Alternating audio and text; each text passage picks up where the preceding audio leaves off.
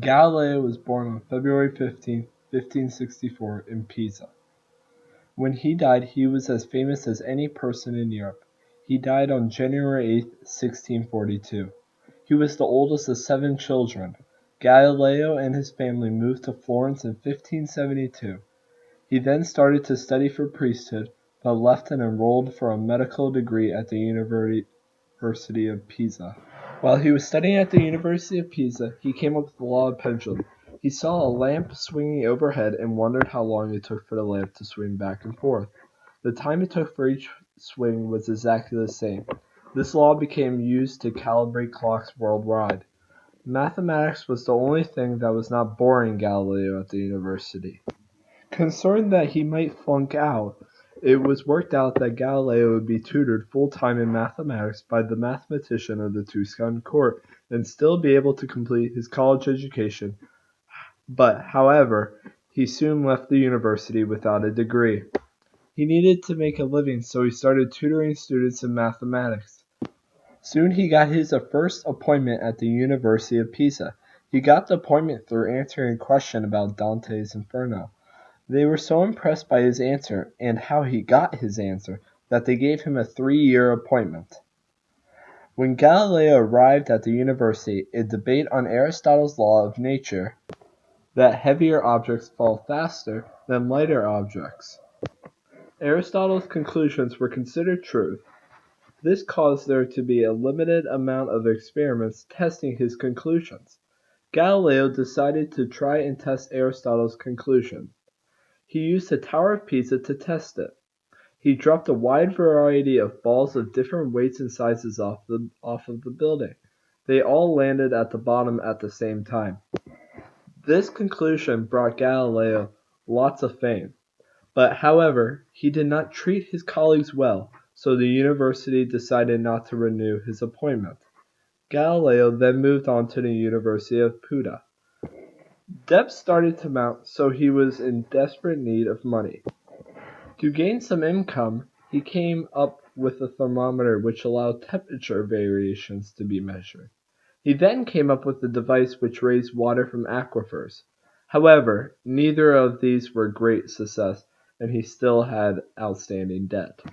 In 1596, he then came up with a compass designed for the military. It allowed them to aim cannonballs better. Later, in 1597, he came out with a civilian version, which was used for surveying land. These two products made a fair amount of money for him. By 1602, he was famous enough to bring students to the university. He was also experimenting with magnets at the same time. Galileo then heard in 1609 of a Dutch speck maker who invented something that allowed you to see the details of objects that are far off. A patent had been requested, but it was not yet granted. Also, its methods were being kept secret since it was of great military value to the Dutch.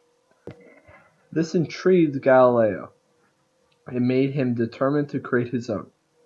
Galileo, in 24 hours, created his own version of this just off rumors and his own ideas. He eventually increased the power of it and brought it in front of the Senate in Venice. In return, his salary was increased and he was given lots of awards. Then one night, Galileo started a revolution. He did this by pointing his telescope towards the moon. Everyone had believed the moon was perfectly round and smooth. However, when he looked at it, he saw valleys and mountains. Many people thought he was wrong even with his observations. Galileo kept improving his telescope over the months and eventually decided to look at Jupiter with it on January 7, 1610. When he looked at Jupiter, he found 3 small objects near the planet. All 3 of them were in a straight line. He looked again the next day and noticed they were still in a line but moved to a different side of the planet. Galileo kept observing over the following weeks and eventually came to the conclusion that they were 3 small satellites that rotated around Jupiter. This led to the idea that if there were satellites that did not revolve around the Earth, was it possible that the Earth was not truly the center of the universe? He published these findings in a book. called the Starry Messenger in 1610. His ideas that the Earth was not the center of the universe caused some uproar in the church because it contradicted the teachings of the church. Even some of the church mathematicians said his observations were correct, but many members of the church still believed he was wrong. Galileo himself believed the Bible was always right, so he said that the interpreters of the Bible could have made mistakes. This ended up hurting him because only priests were allowed at that time to interpret the Bible. Some of the church clergy accused him of heresy. The Inquisition, however, found Galileo innocent of all charges. For the next couple of years, he watched the movements of Jupiter's moons and came up with a way to use these measurements as a navigational tool. It allows ships' captains to navigate with more precision than before. Galileo then started writing a book where three imaginary characters would have conversations with each other. One would support Galileo's side of the argument, the other would listen to both sides and be neutral, and the third would disagree with Galileo's ideas. He soon wrote up a book called The Two Great Systems of the World, based on this style of writing. In this book, it talked about the Copernicus system. It was an immediate hit with the public, but the church did not like it. The Pope ordered it banned and Galileo to appear in front of the Inquisition in Rome for teaching Copernican theory. Galileo was 68 and sick at the time. He ended up publicly saying he was wrong when he was threatened with torture. He was allowed to live under house arrest for the rest of his life. He kept researching until his death in 1642.